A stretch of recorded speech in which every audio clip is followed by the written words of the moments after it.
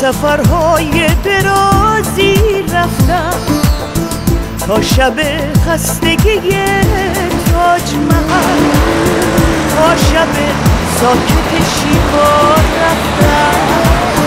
سفره شام پر از نان غزل، هیچ کجا عزیزتر از وطن نبود، هیچ اتاقی سایگاه من نبود.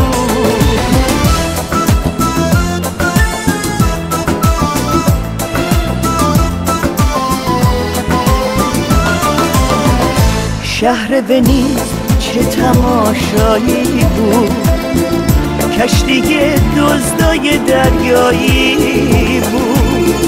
شب رو با همه اسقف‌هاش، شب چشمه های تنهایی بود.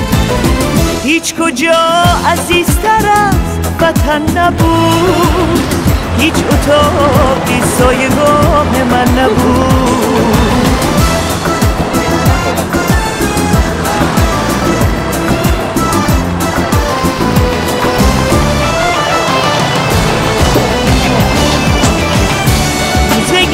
مادام توسو خالی بود، جای چهره های پوشالی بود. رقص مه با اتوبوس های صبح، رقص دار و طرح یک بالی بود. هیچ کجا عزیزتر از وطن نبود، هیچ اتاقی سایگاه من نبود.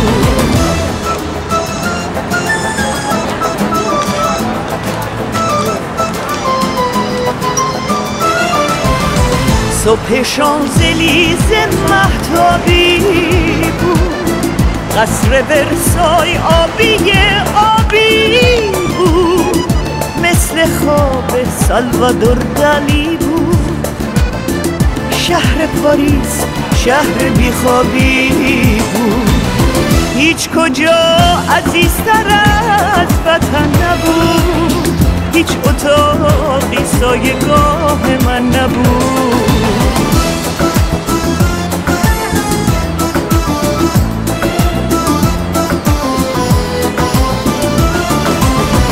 پیش رو بانوی مشعلدار بود، یک سیاه آن سو ترک بیکار بود. شهر خالی از فرشته سرد بود، بر سر سرخ و سیاه آوار بود.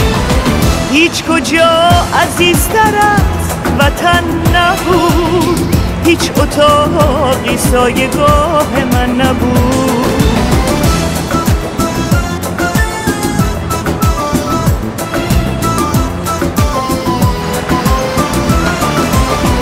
درد من کابوس بی‌دردان بود، من کنارم بود و چه بیجان بود. شب تنهایی بادک ها، شب آغاز و شب پایان بود. هیچ کجا عزیزتر از وطن نبود، هیچ اتاقی سایگاه من نبود. هیچ کجا عزیزتر از وطن نبود، هیچ اتاقی سایگاه من نبود.